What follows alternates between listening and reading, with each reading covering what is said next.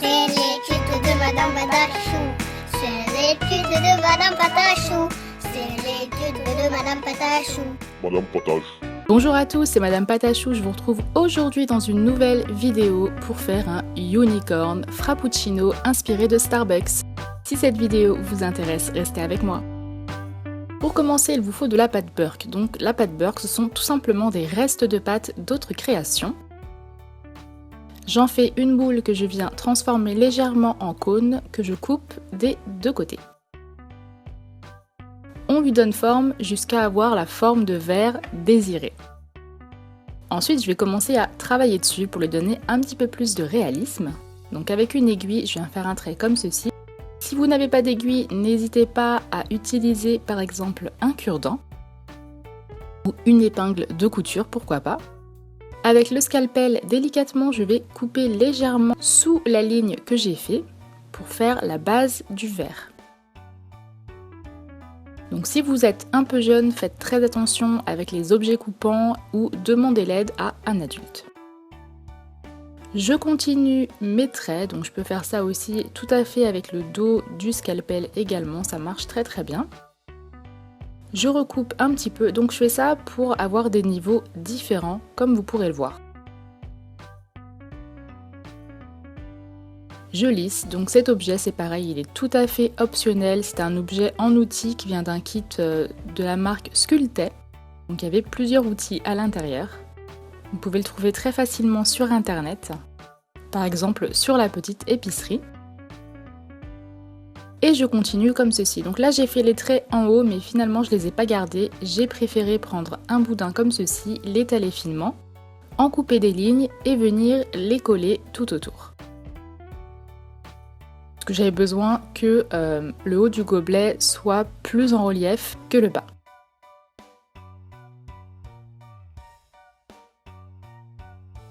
Et je continue comme ça, j'en coupe deux autres que je viens placer comme ceci, les unes au-dessus des autres.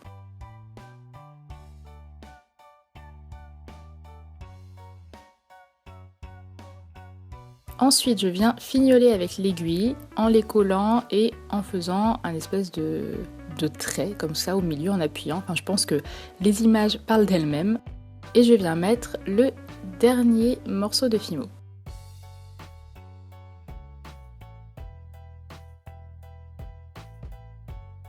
Une fois que c'est comme je le souhaite, je le mets au four une dizaine de minutes à 110 degrés. Ensuite, une fois qu'il a refroidi, on va venir le mouler dans de la pâte silicone. Donc c'est de la pâte en silicone en fait. Il y a deux couleurs, du blanc et du bleu, qu'il faut mélanger ensemble pour que ça puisse sécher, sinon ça ne fonctionne pas. Une fois que vous avez bien mélangé les couleurs, donc il faut vraiment que ce soit très très bien mélangé, on vient mouler notre pré-moule entre guillemets. Donc le temps de séchage est à peu près de 20 minutes. Donc oui, c'est assez long, je vous l'accorde. Mais ce qui est bien avec ces moules, c'est qu'ils passent au four. Donc une fois qu'il est sec, on vient enlever notre pré-moule. On prend deux sortes de bleu, donc un bleu turquoise et par exemple le bleu pacifique, avec du translucide. Je les mélange.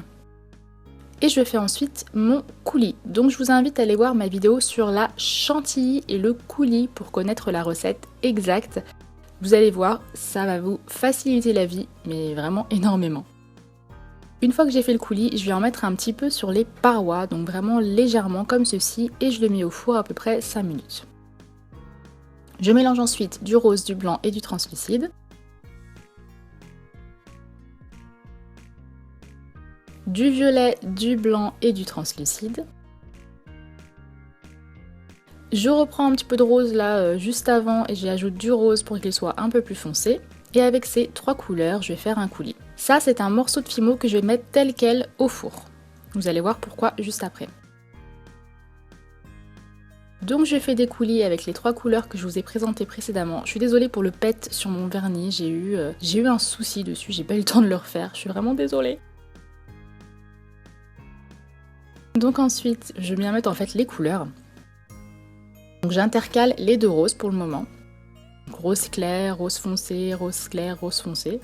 Peu importe hein, l'épaisseur des couches, c'est vraiment juste pour faire deux roses différents.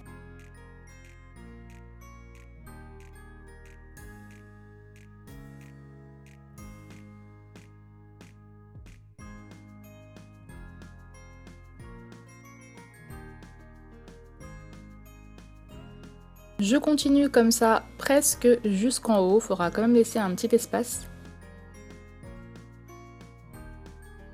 Et ensuite avec mon aiguille, je viens mélanger les deux couleurs, donc pas trop, c'est vraiment juste pour créer un léger effet marbré, que les couleurs soient légèrement mélangées, mais pas trop quand même.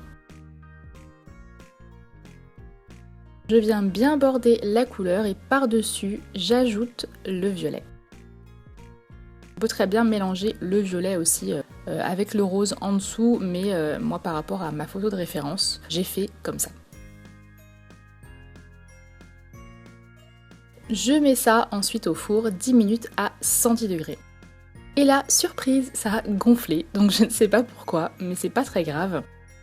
On le sort du moule comme ceci, et puis on vient enlever l'excédent avec le scalpel.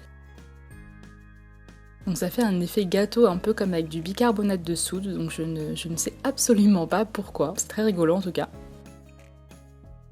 Et voilà ce que ça me donne pour le Unicorn Frappuccino, donc je suis quand même assez contente du résultat pour un premier essai. Je prends ensuite du blanc et du translucide comme ceci. Je viens prendre un morceau, j'en fais un dôme un peu pointu, que je dispose sur mon Frappuccino. Et je vais en fait dessiner la chantilly comme ceci à la main avec mon dotting tool. Donc si vous n'avez pas de dotting tool comme ça, c'est pas grave du tout. Encore une fois, moi j'ai beaucoup de matériel puisque au fur et à mesure des années j'ai accumulé. Mais on peut très bien faire ça tout simplement avec une aiguille ou un cure-dent. C'est comme ça que j'ai commencé et je vous assure que c'est très bien. Pour faire de la chantilly, tout simplement on fait une torsade. Donc on part du bas. Et puis on monte petit à petit en torsade en faisant un trait et on fignole au fur et à mesure et vous allez voir que la chantilly va se faire tout simplement. Donc c'est une très bonne alternative pour les personnes qui n'ont pas de chantilly qui sèche à l'air par exemple ou qui veulent apprendre une autre manière de faire la chantilly.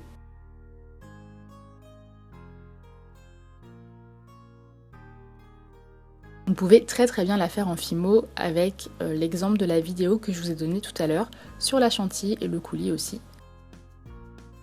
Donc une fois que c'est fait, je viens prendre un trombone que je déplie.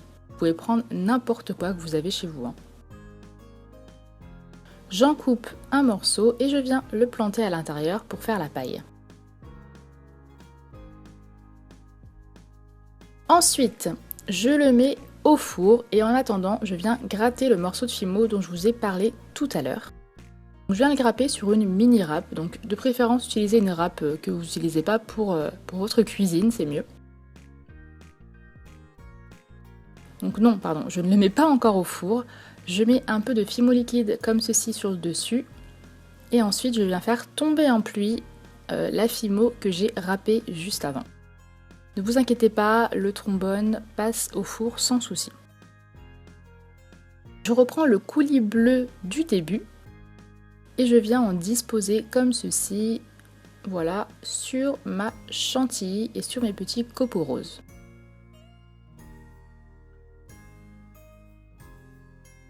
Et maintenant, je peux le mettre 10 minutes au four à 110 degrés. Une fois que c'est terminé, eh bien on va passer à la décoration, donc à la peinture. Moi je vais faire le logo à la main, mais bien entendu vous pouvez très bien l'imprimer si vous le souhaitez et puis le coller dessus, voilà, si vraiment vous n'êtes pas à l'aise avec cette technique. Donc j'ai fait deux verres différents, un pour la paille qui est un petit peu plus clair et puis un plus foncé pour le logo. Donc au début, j'ai commencé à faire le rond blanc et je me suis dit que j'allais faire les détails en vert, mais finalement ça n'allait pas, donc j'ai repeint le rond blanc en vert et puis je suis venue faire les détails en blanc. Je sais pas si c'est très clair, mais vous allez le voir tout de suite en fait. Voilà, donc j'ai commencé, ça allait pas et j'ai recouvert. Dans un sens, c'est pas plus mal puisque le blanc permet de faire ressortir les couleurs, donc voilà, c'est pas un drame. Et ensuite, je fais le dessin qui est vraiment très petit. Donc je peux vous dire que j'ai vraiment galéré à faire cette sirène. Mais à force, écoutez, ça a pris forme. Enfin, en tout cas, on reconnaît le logo Starbucks, même s'il n'est pas très droit.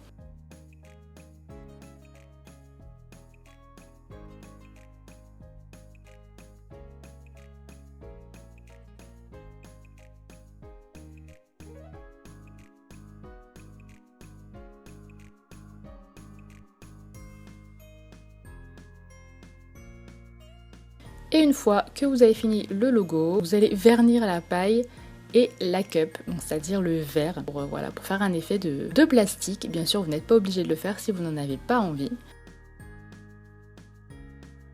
Et voilà, c'est terminé. J'espère que ce tutoriel vous a plu. Je vous laisse maintenant avec vos photos. Je vous fais de gros bisous et je vous dis à la prochaine pour une nouvelle vidéo. Bye!